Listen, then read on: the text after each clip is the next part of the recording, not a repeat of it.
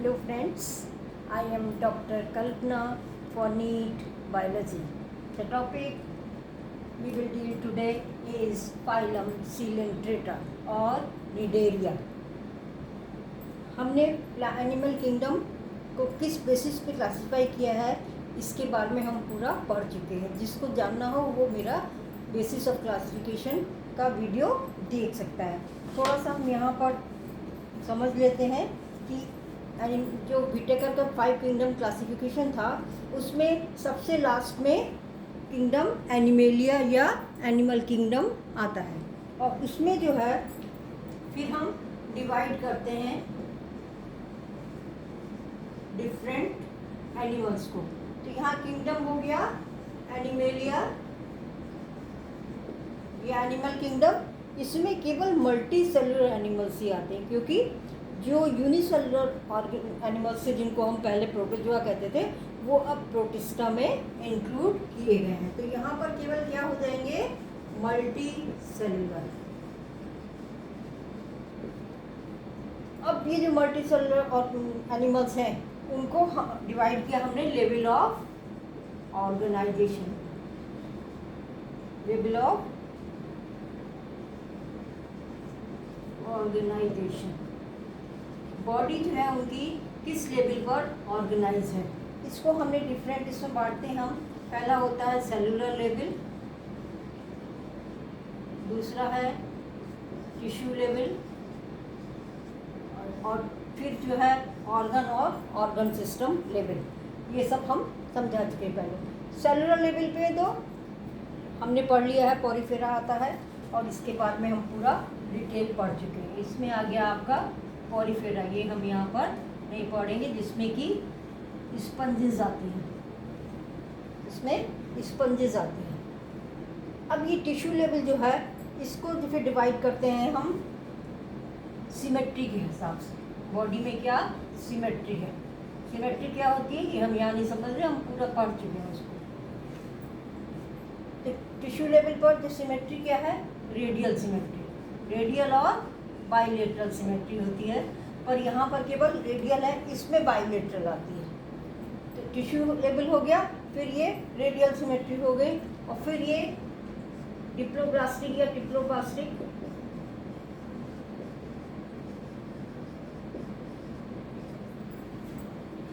Embryonic stage पर 2 layers होती हैं एक्टोडर्म मेसोडर्म तब वो डिप्लोब्लास्टिक, और 3 होती हैं एक्टोडर्म मेसोडर्म और एंडोडर्म तब वो डिप्लोब्लास्टिक. तो यहाँ पर है गया ये डिप्लोब्लास्टिक. डिप्लोब्लास्टिक अभी आगे वाले फाइला में आता है. तो यहाँ पर डिप्लोब्लास्टिक में इसमें 2 फाइला हैं.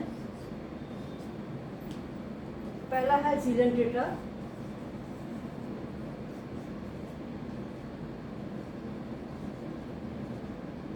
और दूसरा है क्टिनोफोरा.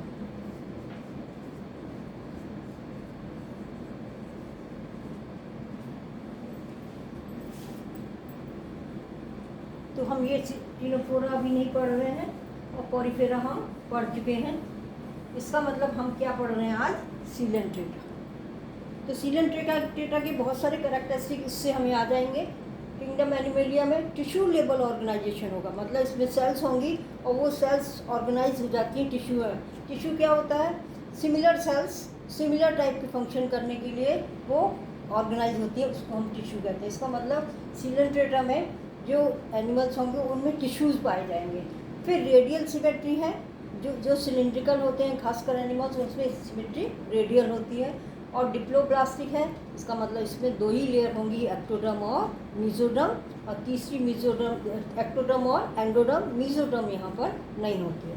तो ये इसकी कैरेक्टरिस्टिक्स हो गई कि ये क्वेश्चन आया हुआ है 2011 में कि डिफरेंट चॉइसेस से कि सीलेंट्रेटा में कौन सा सही बैठेगा. तो उसमें क्या बैठेगा सही टिश्यू लेवल रेडियल सिमेट्रिक और डिप्लोब्लास्टिक एनिमल. ये क्या होंगे सीलेंट्रेट होंगे. या तो फाइला के नाम डिफरेंट दिए हो सकते हैं या एक ही फाइलों में फिर उसमें बहुत सारे ऑप्शंस होंगे. टिश्यू लेवल ऑर्गन लेवल या cellular level radial symmetry bilateral symmetry diploblastic. तो ये वाली लाइन जो है ये हमारी सीलेंट्रेट्स को डिफाइन करती है. किसी भी फॉर्म में इसमें क्वेश्चंस आ सकते हैं. चाहे वो मैच द कॉलम हो, मैच द कॉलम करके भी आ सकता है डिफरेंट फाइलों के। और उसमें ये बिल्कुल क्लियर होना चाहिए कि सीलेंट डेटा में क्या आ जाएंगे, टिश्यू लेवल पर ऑर्गेनाइजेशन होगा और ये रेडियल सिमेट्री होगी और डिप्लोब्लास्टिक एनिमल्स हैं, ये क्या होंगे, ये सीलेंट डेटा या नीडेलिया। इसमें कैरेक्टरिस्टिक्स हम देखें तो ये क्या होते हैं, सब एक्वेटिक होते हैं, पानी में ही मिलते हैं। ये स्पंजेस भी पोरिफेरा में पढ़ा था हमने, पानी मिलते हैं, ये भी पानी में मिलते हैं। और ज़्यादातर क्या होते हैं, ये मैराइन मतलब सी में मिलते हैं, सॉल्टी वाटर में मिलते हैं। हाइड्रा इसमें एक एग्जांपल है जो क्या मिलता है, फ्रेश वाटर रिवर वगैरह में ये पाया जाता है। अदरवाइज जो और सीलेंट्रेट्स हैं वो समुद्र में ही मिलते हैं।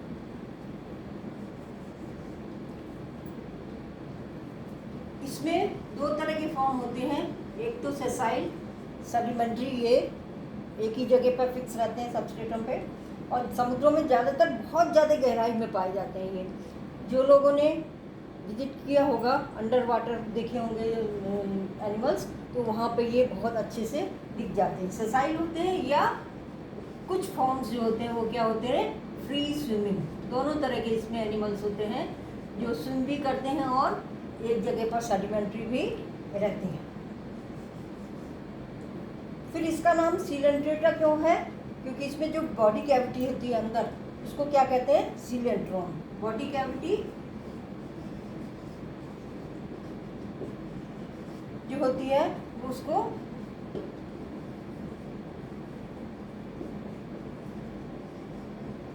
और इसको गैस्ट्रोवेस्कुलर कैविटी, गैस्ट्रोवेस्कुलर।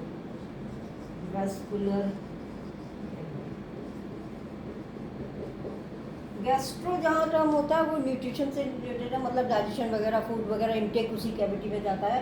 वेस्कुलर माने ये सप्लाई करता है पूरा, इसमें जैसे रेस्पिरेशन के या एक्सक्रीशन की या जो भी चीज़ें हैं वो पूरी उसमें सर्कुलेट होंगी। तो ये कैविटी का नाम सीलेंट्रॉन या गैस्ट्रोवेस्कुलर है, और सीलेंट्रॉन की वजह से ही इस फाइलम को क्या कहते हैं, सीलेंट्रेटा कहते हैं। और इसमें एक ही ओपनिंग होगी,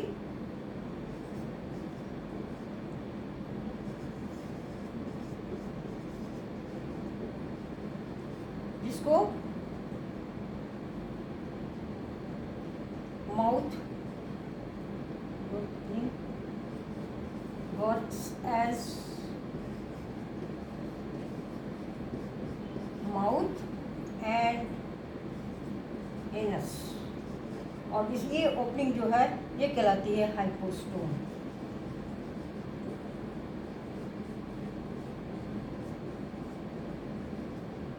जैसे हाइड्रा में भी है, इस तरह का हाइड्रा होगा, इसमें टेंटिकल्स होंगे यहाँ पर, और ये एक ही ओपनिंग होगी, यही जो है क्या है, ये हाइपोस्टोम।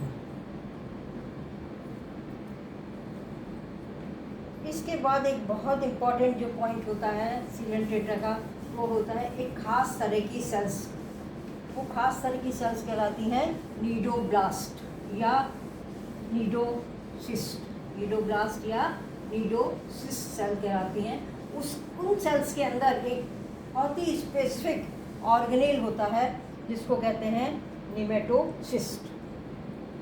तो इसमें ये इम्पॉर्टेंट पॉइंट आ रहा है कि नीडोब्लास्ट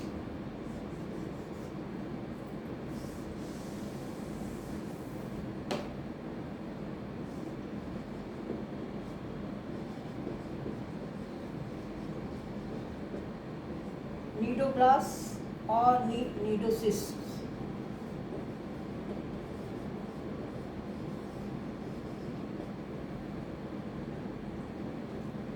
containing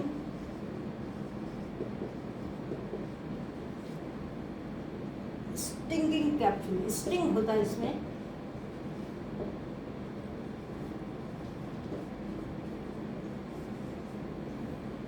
और इसका नाम है निमेटोसिस्ट।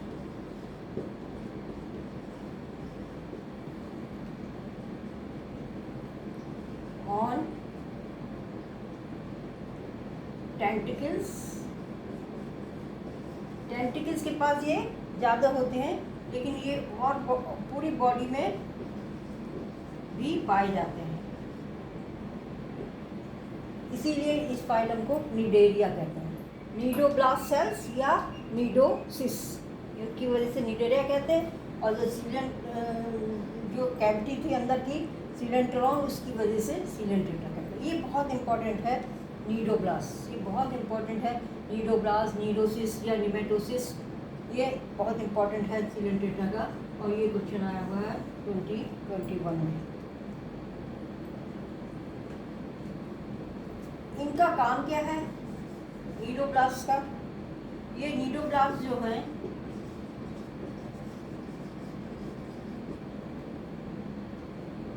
यूज फॉर एंकर करने को, कहीं पर भी फंसा के रखना है इसको,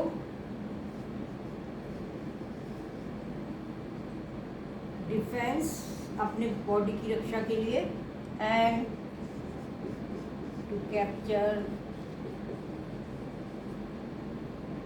द प्रे, शिकार भी करते हैं वो सब, ये नीडोब्लास्ट में जो निमेटोसिस्ट होता है उससे करते हैं।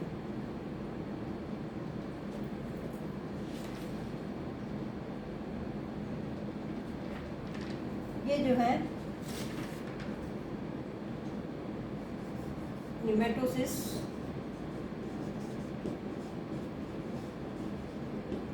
किसके अंदर है? नीडोब्लास्ट सेल्स के। ये एक्टोडर्म में होती है, बाहर की साइड होंगी तभी वो प्रे पर आक्रमण कर सकती है। निमेटोसिस आर स्टिंगिंग ऑर्गेनेल, ये सेल के अंदर ऑर्गेनेल है।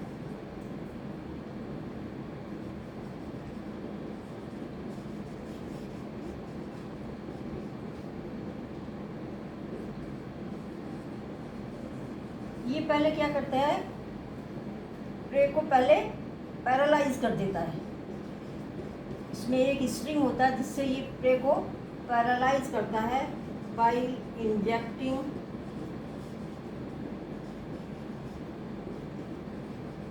पॉइजन। इसके अंदर पॉइजन को इंजेक्ट करता है, और इस तरह से ये क्या करता है? Help in catching the prey. ये इसका फंक्शन है। अब इसका हम देख लेते हैं कैसे ये करता है काम।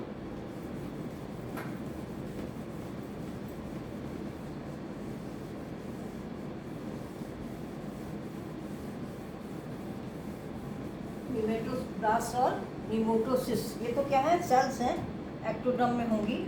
ये इस तरह की सेल्स हैं।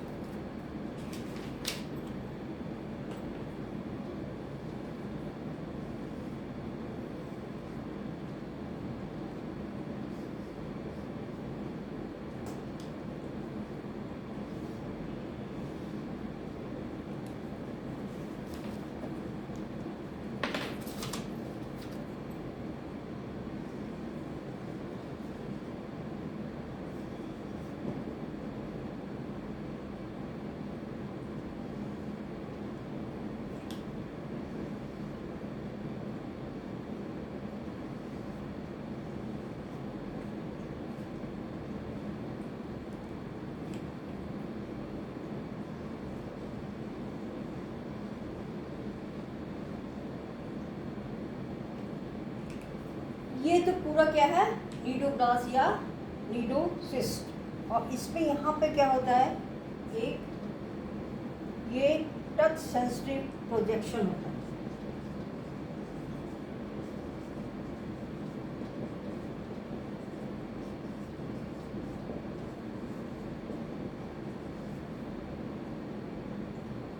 जैसे ही ये कोई यानी इसका प्रे इसको टच करता है, इसको मालूम पड़ जाता है क्योंकि ये टच सेंसिटिव है। फिर क्या हो जाता है, ये इस फॉर्म, ये जो पूरा है ये निकल के बाहर आ जाता है पूरा का पूरा। जिस तरह से शर्ट में स्लीव्स को हम बाहर खींच सकते हैं, ऐसे ही ये पूरा स्ट्रक्चर क्या होता है, बाहर आ जाता है। जैसे इसमें ये है,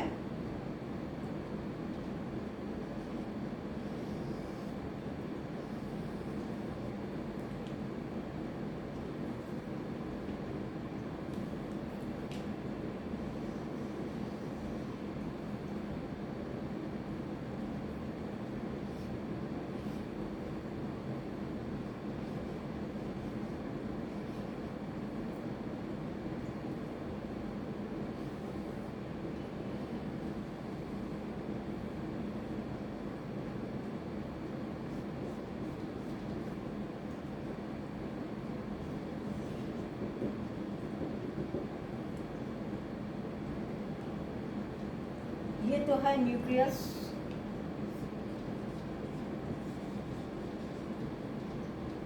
ये है नेमेटोसिस्ट,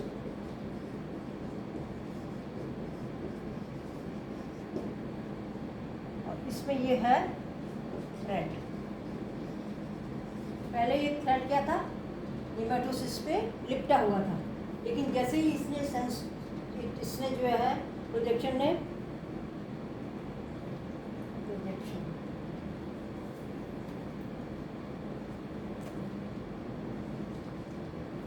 इसको टच किया प्रे को, वैसे ही क्या होता है, ये बाहर निकल जाता है, और बाहर निकल के आके ये थ्रेड स्ट्रिंग जो उसमें फिर पॉइजन को ट्रे में डाल देता है, उससे वो पैरालाइज हो जाता है।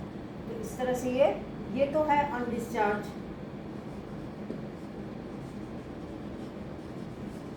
मतलब नॉर्मल केस में इस तरह का है, और ये है आफ्टर फाइलिंग। जैसे ही इसने ट्रे देखा तुरंत ये क्या होगा, इससे टच हुआ और ये बाहर निकल जाएगा ये थ्रेड, और ये इस तरह से इसको ट्रे को पैरालाइज कर देता है।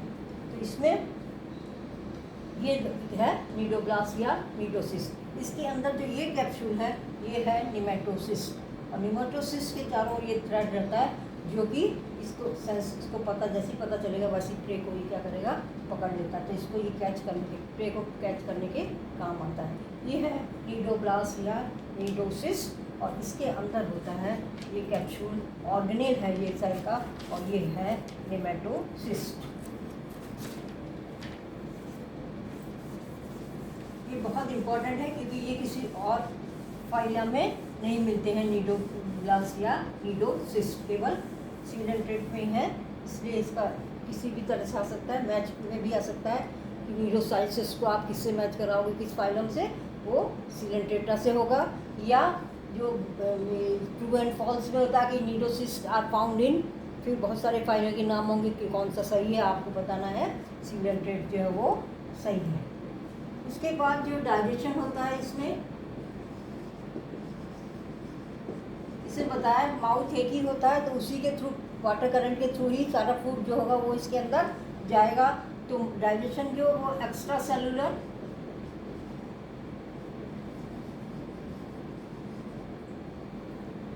एंड इंट्रासेलुलर, इसमें और नहीं है। एक्स्ट्रा सेलुलर कहाँ होगा, जो ये कैविटी है, जो इसकी कैविटी है ये, इसमें यहाँ से जाएगा फूड तो यहाँ पर डाइजेशन हो जाता है, और कुछ डाइजेशन फिर क्या होता है, जो इसकी वॉल में सेल्स हैं उसमें होगा। तो आधा डाइजेशन तो यहाँ हो गया और आधा डाइजेशन सेल के अंदर हो गया। तो एक्स्ट्रा सेलुलर यहाँ हो गया और इंट्रा सेलुलर सेल के अंदर हुआ। तो इसमें एंड बहुत इंपॉर्टेंट है, ऐसा नहीं है एक्स्ट्रा सेलुलर या इंट्रा सेलुलर, ये नहीं है, क्या है, एक्स्ट्रा सेलुलर आधा और फिर आधा सेल के अंदर। कुछ सीडेंटेड जो हैं या cnidarians, for example corals, have a skeleton composed of calcium carbonate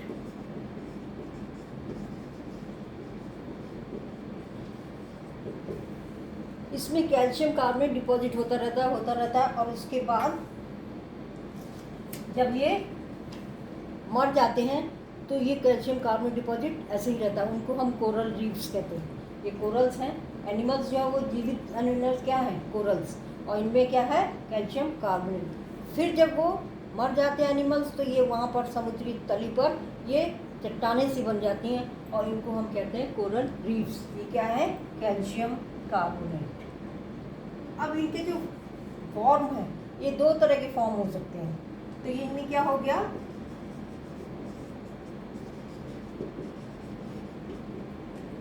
to basic body forms, दो तरह के फॉर्म्स होते हैं इसमें, कॉल्ड पॉलिप एंड मेडुसा। ये बॉडी के फॉर्म्स हैं। कुछ एनिमल्स में केवल पॉलिप होता है, कुछ एनिमल्स में केवल मेडुसा होता है, कुछ एनिमल्स में दोनों होते हैं, पॉलिप भी और मेडुसा भी। इनकी शेप अलग है, इनका फंक्शन अलग है। इस तरह से ये पॉलिप और मेडुसा ये बहुत इंपॉर्टेंट है। अभी इसको डिटेल में देखते हैं।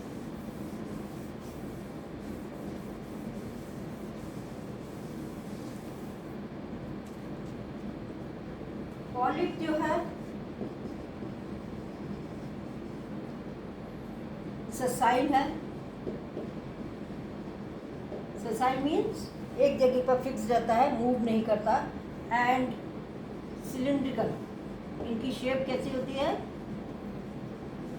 सिलिंड्रिकल होती है,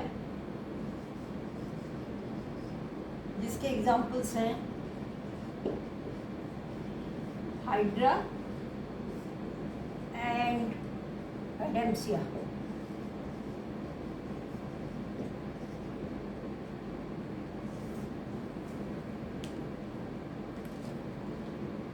एडेम्सिया सी एनिमोन होता है। ये क्वेश्चन आया हुआ है।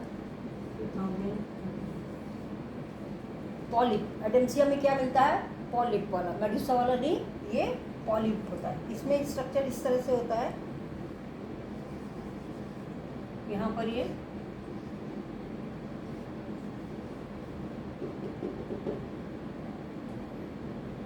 यहाँ पर टेंटिकल्स होंगे। जो माउथ या आर्थोस्टोम है उसके चारों ओर क्या होते हैं, टेंटिकल्स होते हैं, जिससे ये, और इन टेंटिकल्स में निमेटोसिस्ट होते हैं।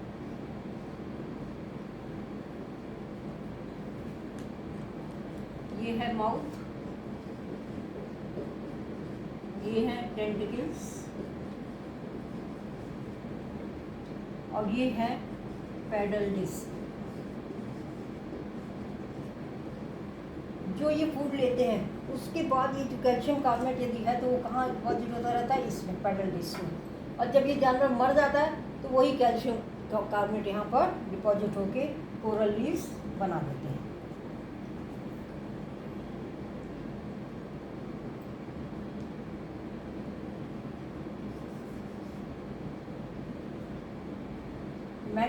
मेडुसा जो है दूसरा फॉर्म,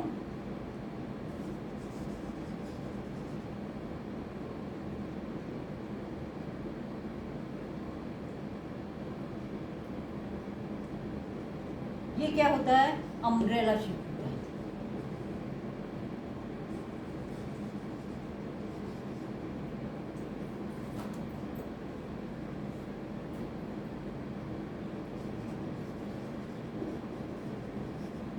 एंड फ्री स्विमिंग,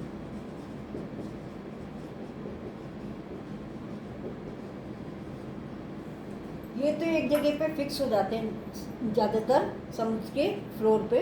और मेडुसा क्या होते हैं, ये अम्ब्रेला शेप होते हैं और ये फ्री स्विमिंग होते हैं, ये एक जगह से दूसरी जगह जा सकते हैं। और जैसे एग्जाम्पल हैं इसके, ऑरेलिया,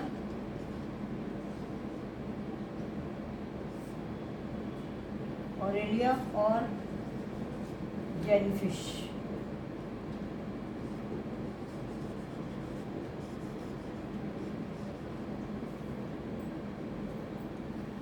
तो दो तरह के सीलेंट्रेट होंगे, या तो पॉलिप के फॉर्म में हो सकते हैं जैसे हाइड्रा होता है या एडेंसिया होता है, और ये अम्ब्रेला शेप हो सकते हैं जैसे कि ये जेलीफिश तो बहुत कॉमन है, देखा होगा लोगों ने।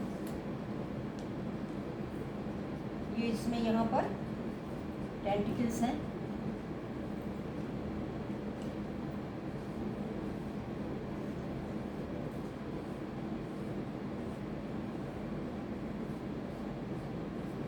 इस तरह से होता है। ये तो टेंटिकल्स हो गए, ये हो गए कोरल आर्म्स, और माउथ इसमें अंदर की साइड होगा, अम्ब्रेला में अंदर की साइड पर ये माउथ है। ये गोनेड्स होते हैं जो गैमेट्स प्रोड्यूस करते हैं।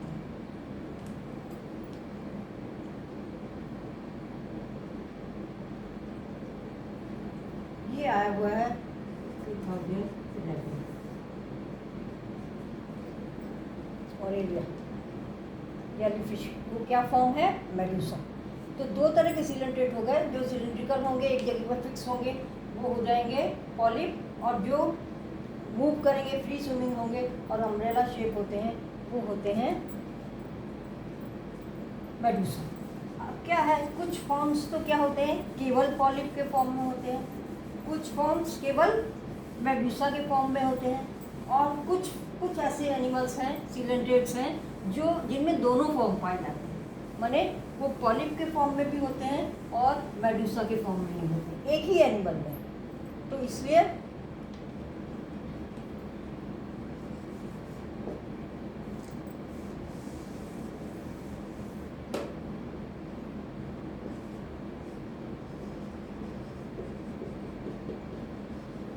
some exist in both forms.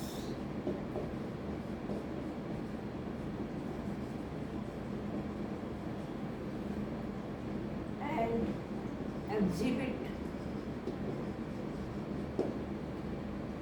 alternation of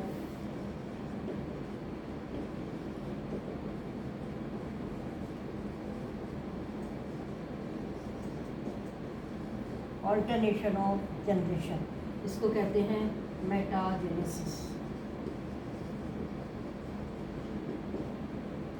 for example ओविडिया ऐसा है सीलेंट्रेट या निडेरिया का मेंबर जिसमें पॉलिप भी होता है और मेडूसा भी होता है, और ये ऑल्टरनेट करते हैं एक दूसरे को, पहले मेडूसा फिर पॉलिप फिर मेडूसा फिर पॉलिप, इस तरह से। इसको कहते हैं मेटाजेनेसिस। मेटाजेनेसिस किसमें पाया जाएगा, सीलेंट्रेट, कुछ सीलेंट्रेट्स में मेटाजेनेसिस होती है। तो ये मेटाजेनेसिस जो है alternation of generation haploid diploid का नहीं है, यहाँ पर पॉलिप भी डिप्लॉइड है और मेडूसा भी डिप्लॉइड है, लेकिन दोनों में अंतर ये है कि पॉलिप एसेक्सुअली रिप्रोड्यूस करता है और मेडूसा बनाता है, और मेडूसा सेक्सुअली रिप्रोड्यूस करता है और पॉलिप बनाता है। तो इसमें ये इम्पोर्टेंट चीज़ है कि polyp produce medusa, medusae plural होगा, asexually, and medusae form polyps sexually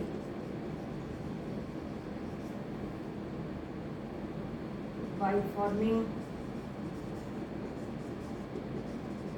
sperms and eggs.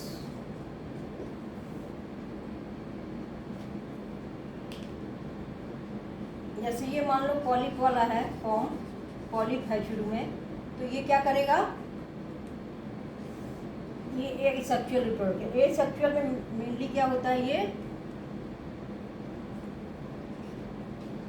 Budding से बड निकलती हैं और बड से फिर वो अलग हो जाती है, तो वो दूसरा एनिमल बन जाता है, और ये फॉर्म जो होगा ये क्या होगा, मेडूसा। ये बहुत इंपॉर्टेंट चीज़ है। ए सेक्चुअल मेथड से रिप्रोड्यूस होता है और मेडुसा बनाता है। अब फिर ये मेडुसा जो है ये क्या करेगा, स्पर्म बनाएगा और ओवम बनाएगा, और इन दोनों में फिर क्या होगा, फर्टिलाइजेशन होगा।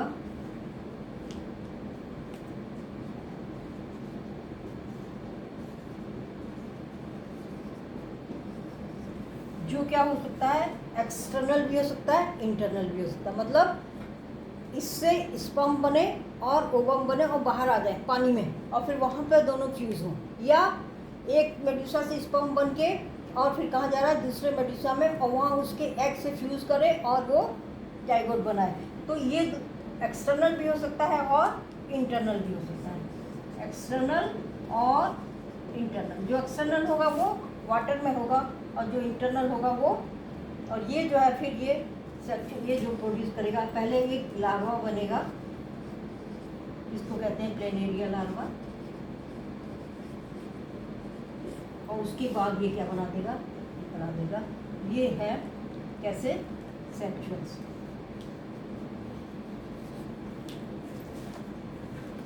इसको कहते हैं मेटाजेनेसिस।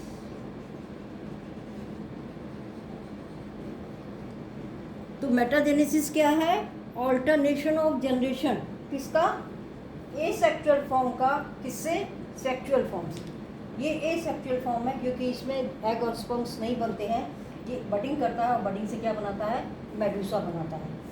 और मेडुसा जो है उसमें स्पर्म और एग बनते हैं, और ये एक पे भी बन सकते हैं और अलग अलग एनिमल्स में भी बन सकते हैं। और फर्टिलाइजेशन स्पर्म और एग का पानी में भी हो सकता है, और जो सीलेंट्रेटेड बॉडी है उसके अंदर भी हो सकता है। तो alternation of generation, haploid diploid का नहीं, एसेक्सुअल फॉर्म और सेक्सुअल फॉर्म का, इसको क्या कहते हैं, मेटाजेनेसिस। ये जो है मेटाजेनेसिस होता है। मेटाजेनेसिस किसमें पाया जाता है, सीलेंट्रेट में पाया जाता है। अब ऐसा देखने में लग रहा होगा, पॉलिप तो बिल्कुल अलग तरह का है, मेडुसा बिल्कुल अलग तरह का, पर एक्चुअली में ये ऐसा है नहीं। यदि हम इसका स्ट्रक्चर देखें पॉलिप का और मेडुसा का, तो और उसको आउटलाइन देखें बॉडी, इसकी बॉडी की, तो हम क्या देखेंगे,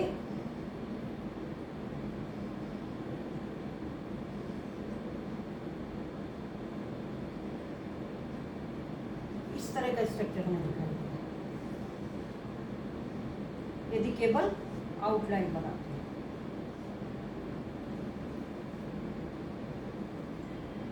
जो अम्ब्रेला शेप था उसका ये टेंटिकल्स हैं, और ये अम्ब्रेला, ये बॉडी है पूरी, और ये क्या है, माउथ। यहाँ माउथ है और इसमें बाहर से ये टेंटिकल्स हैं।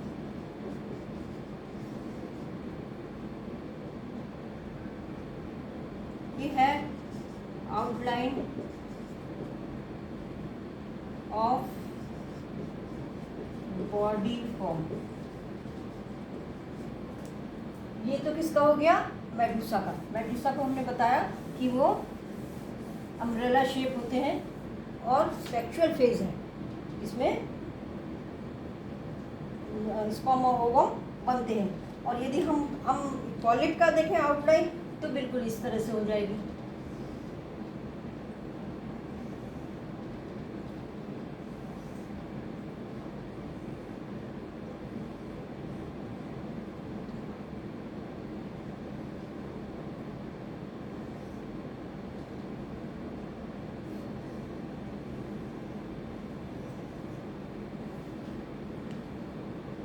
इसमें ये माउथ है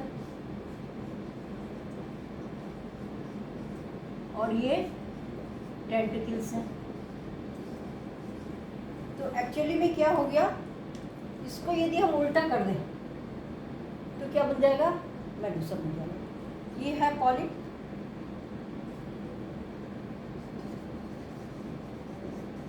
और ये है मेडुसा।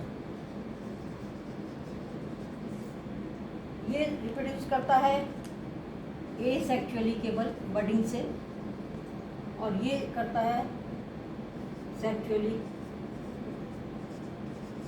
और ये बनाता है, ये बनाता है, और ये प्रोसेस कहलाता है मेटाजेनेसिस।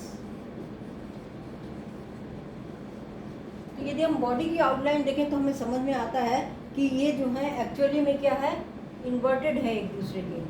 इस तरह से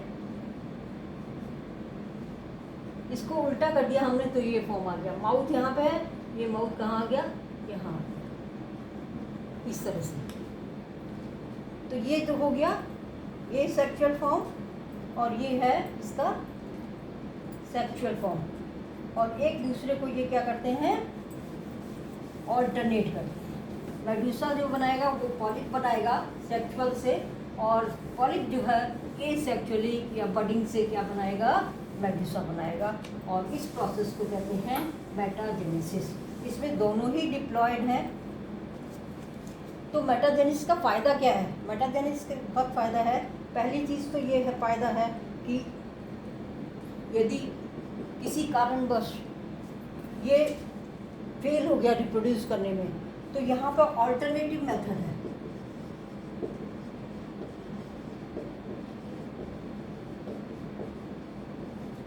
alternative method of reproduction in case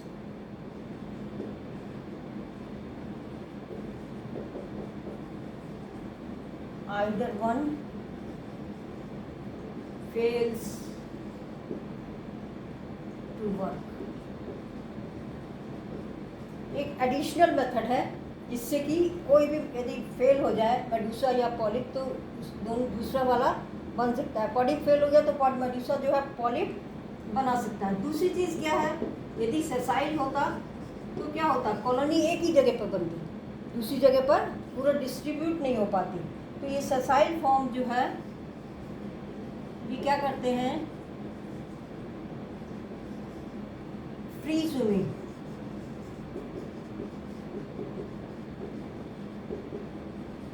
free swimming मेडूसी बनाते हैं।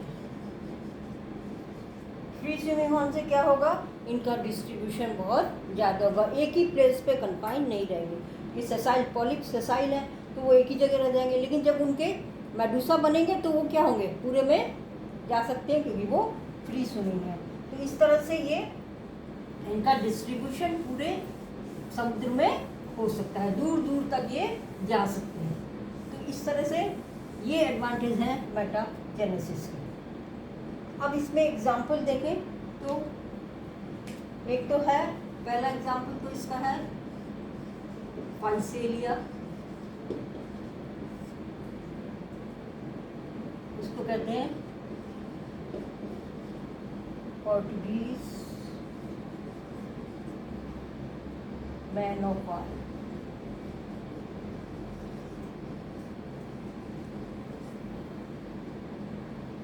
ये जो है शेप में रिजेंबल करता है पोर्चुगीज की जो शिप थी, बड़ी बड़ी वेसल्स थी, उनसे समुद्र में जो जाती थी उनसे। इसका शेप कुछ इस तरह का होता है।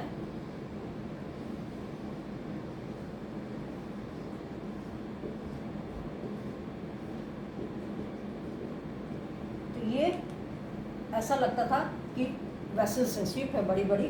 तो ये इसका फाइसेलिया है, और ये आया हुआ है आपका 2021।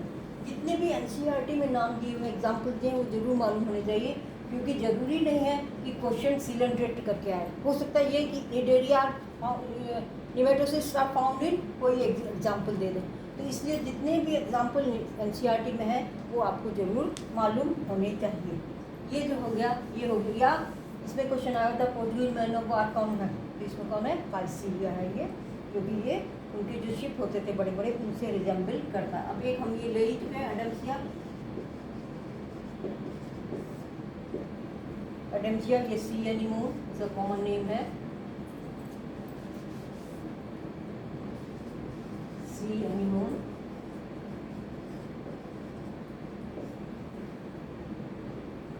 ये जो है बहुत गहराई में पाए जाते हैं। जिन्होंने भी अंडर वाटर ट्रैवल किया है उनको ये पता होगा, या जो स्नॉर्कलिंग कर लेते हैं उनको सी एनीमोन देखने बहुत जरूर दिख जाएंगे, क्योंकि ये बहुत डीप रहते हैं, deeper sea, deeper than 10,000 metre,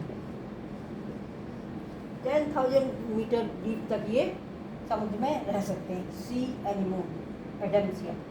फिर पेनिनसुला, ये है सी पेन, इसकी शेप जो है पेन की तरह होती है, इसलिए इसको सी पेन कहते हैं। अपीयरेंस में ये इस तरह का दिखता है।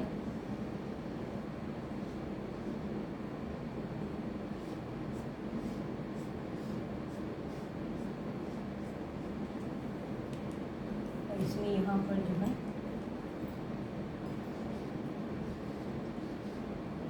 इसकी ब्रांचेज होती हैं और इस पे टेंटिकल्स हैं।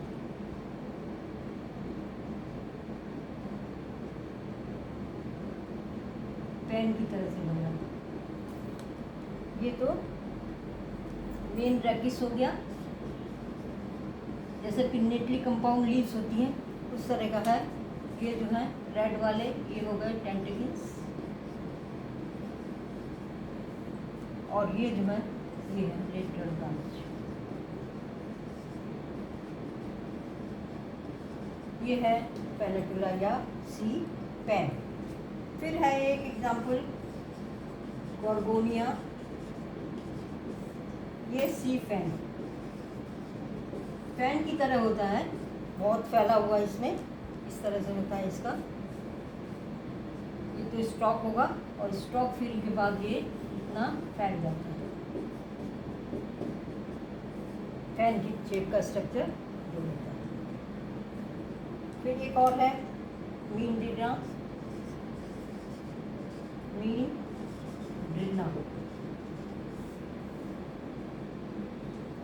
ये कहलाता है ब्रेन कोरल।